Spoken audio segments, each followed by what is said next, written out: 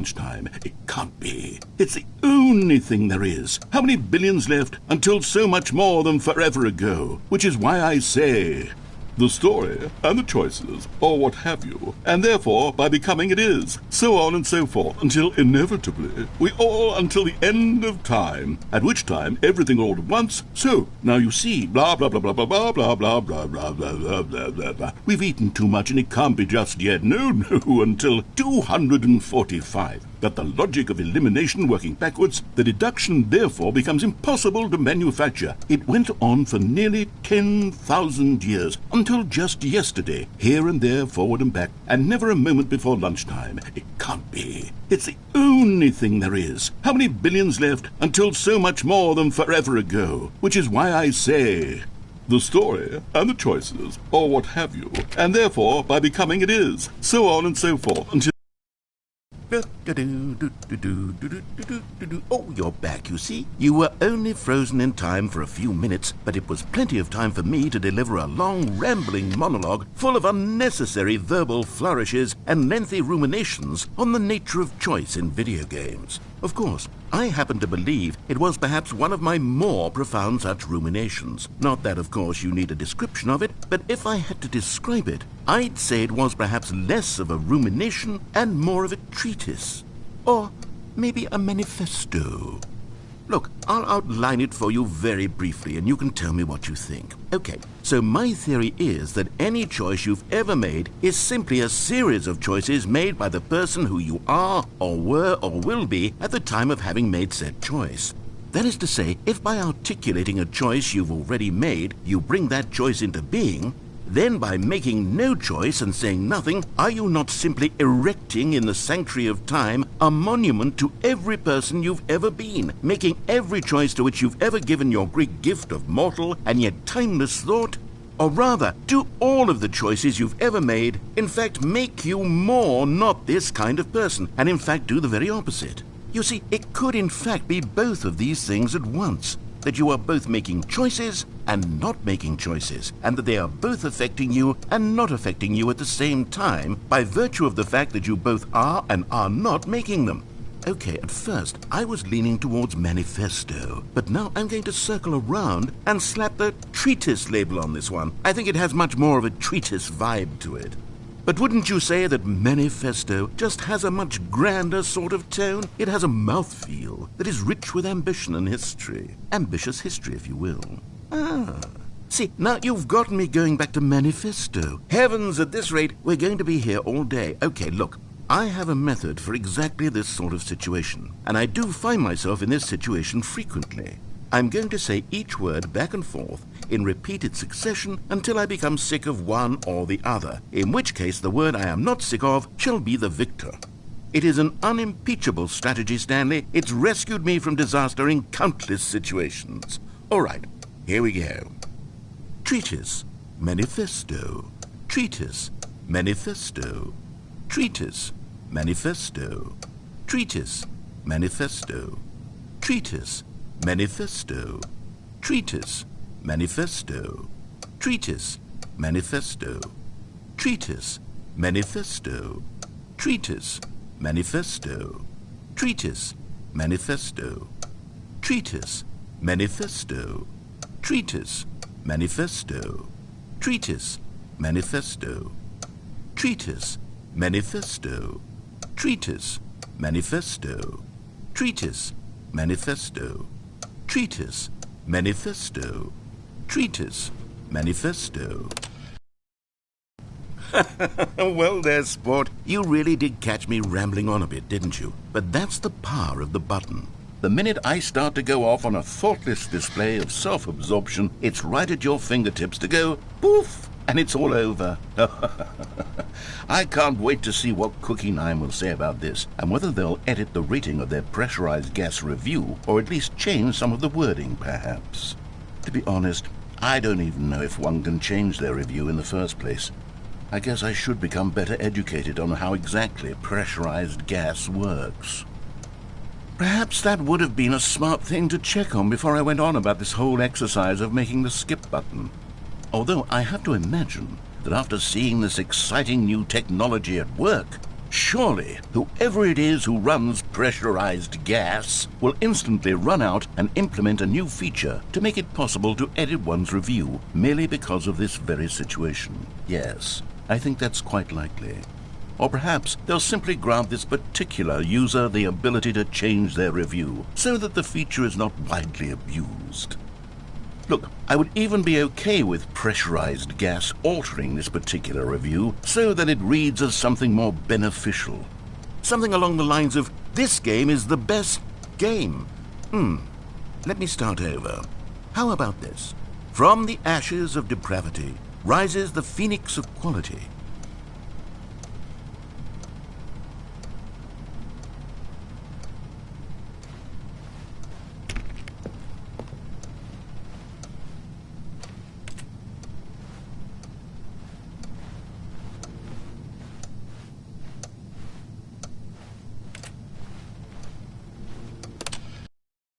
Okay, welcome back, Stanley. Now, I should say that the amount of time the button has been skipping through is becoming longer and longer. That last one was, well, I want to say maybe 30, 45 minutes?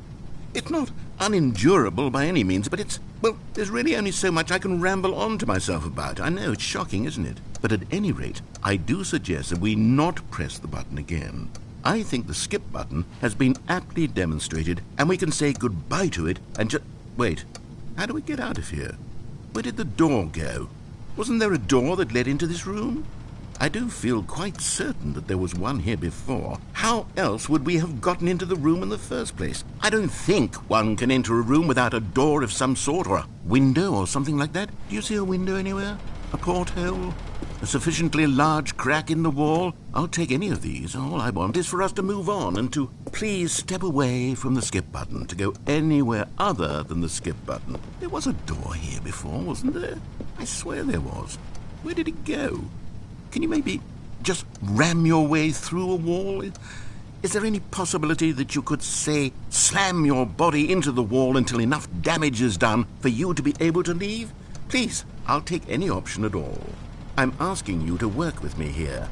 We need a door. We need a door of some kind. I can work with any kind of door as long as it can open and lead from one room to another. I'm going to step away for just a moment, and I'm going to try to find us a door. I don't know how exactly to remove a door and place it in a different wall, but I will find a way, I promise. You just need to not do anything. Don't press the skip button. Please, please, please do not press the skip button. Just wait here for me, and don't press the skip button. Got it? Yes, good. I'll be right back.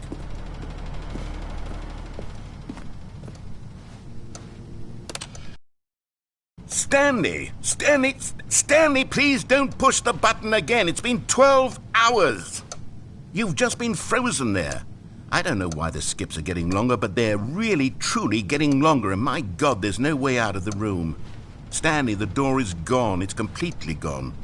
I've looked at it from every angle. I've checked every one of those walls 1,000 times, and there's no door, Stanley. There's no door. There's just you and the button, and if you keep pressing it, I have no idea what will happen. I have no idea how long I'll be made to sit here, and more than anything else, I don't know how to stop you from pressing the button again. I can't control anything in this room, Stanley. I can't touch it, and I have to believe, I have to know that sooner or later, no matter how much I plead with you, you're going to press the button again. Why would you? I've been thinking and I don't know what I can do to convince you otherwise. Oh, my God. And it's all because of those reviews that I couldn't get out of my head. I just couldn't ignore the negative feedback. Why was it so important for me to fix the problem? Why did Cookie Nine's opinion matter so much to me? I've never even met Cookie Nine. I have no idea who they are.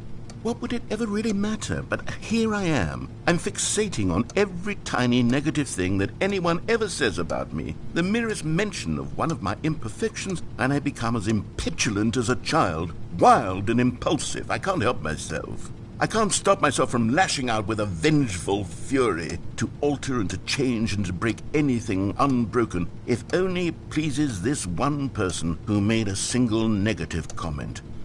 What does such an impulse serve? For whose benefit is this? And here I am now, stuck in a room, waiting for you to press this button and to become frozen in time, knowing that you're going to do it and that I'm going to be stuck all alone, and that I had the power to prevent it all from happening if only I'd held my tongue. It's all out of my control now. Just you. Just your decision as to exactly when you're going to make me suffer, to leave me all alone. Surely you will. I don't doubt it.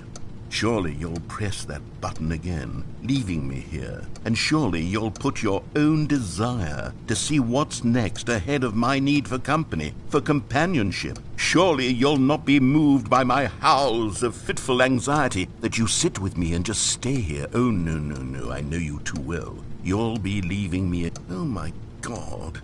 And it's all because of those reviews that I couldn't get out of my head. I just couldn't ignore the negative feedback. Why was it so important for me to fix the problem? Why did Cookie Nine's opinion matter so much? Oh, Stanley, you're back. You're back. Oh, my goodness. I have someone to talk to again. Stanley, I think it's been a week. Or 2 weeks.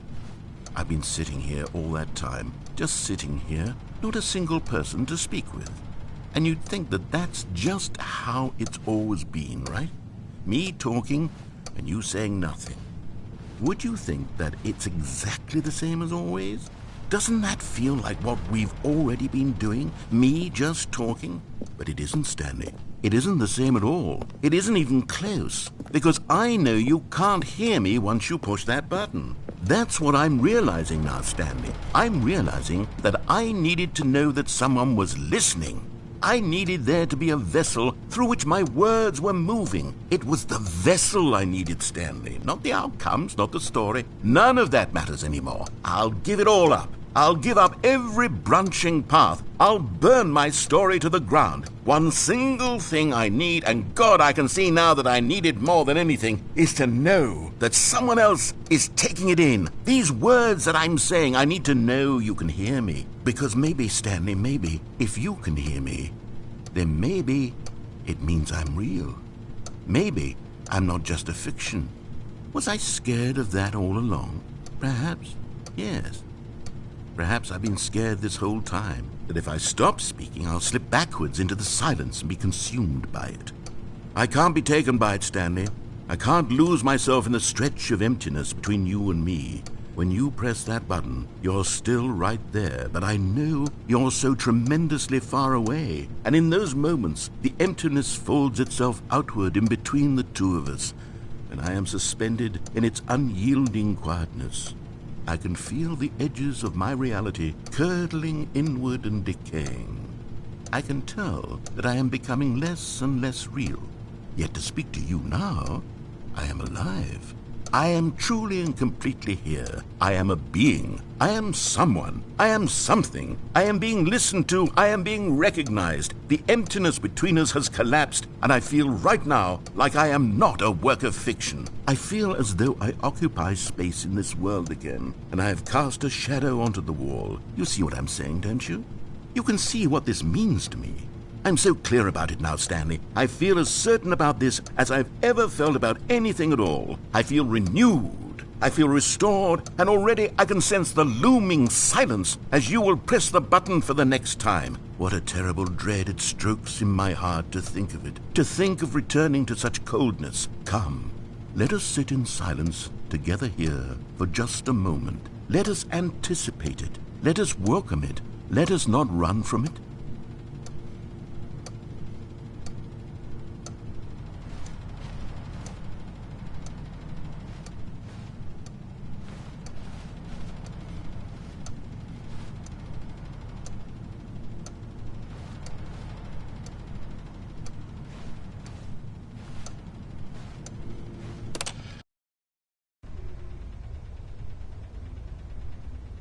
Oh, hello, it's you. You're here again. Welcome.